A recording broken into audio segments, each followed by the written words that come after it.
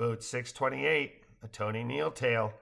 Part 2 of 42, 5:07 a.m. Even after sharing way too many beers with Johnny and Johnny's new, generation younger, curvaceous companion Rachel the night before, Tony was up bright and squirrely Saturday morning, sitting shirtless on the second floor, back of the house, wraparound porch of Clayton George's she cabin. Tony sipped the piping hot black coffee he'd brewed moments before, safely listening to the deluge of rain that timpanied against the cabin's metal roof while brooding about his lack of foresight concerning packing rain gear for the 8 o'clock Chattooga River whitewater rafting adventure he, his wife Jean, Johnny, and Rachel would be enduring in just under 3 hours. Though Tony brooded about his lack of foresight, his brooding did not prevent him from admiring the bucolic little mountain scene from the deck of She Cabin as the steady downpour continued to remind him that perhaps theirs had been a injudicious decision for the 3 out of 4 of their group who belonged to the demographic known as baby boomers.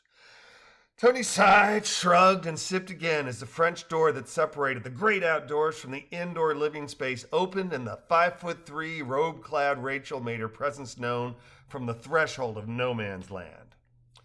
"That's a lot of rain, isn't it?" she asked from her neither in nor out position, nodding towards the deluge and lifting a mug of what Tony assumed to be coffee to her lips, sipping and uttering, "Ah, you make this?" "I did," Tony said, his eyes taking in his brother's bedmate while his head remained motionless. "Part of my matrimonial contract. Whoever gets up first has got to make coffee, and I'm like always the one to get up first. You like it?" "I appreciate it," Rachel replied, stepping forward to a point just short of the wraparound, overhung deck's guardrail and inhaling deeply. "It's strong," she added before taking another sip. "Yeah, I hate brown water coffee. If it can't hold a spoon up, then it's suspect, you know? What do you think of this rain? You bring rain gear?" "Oh yeah, Johnny and me are going to go camping tomorrow night and Labor Day, so we came prepared. At least I did. I hope he did." "Camping? For real? Man works outdoors. That must have been quite the negotiation." "Nope," Rachel said with a shrug. "I asked, he said yes. Kind of looking forward to today's raging river. Ought to be quite the thrill, don't you think?" Tony replied, lifting his left shoulder in a shrug. "I guess. I did this river last year and early this spring. It's fine, you know, fun." "Well, it's been raining buckets for what, 5 hours? And we've got 4 more hours before we let in?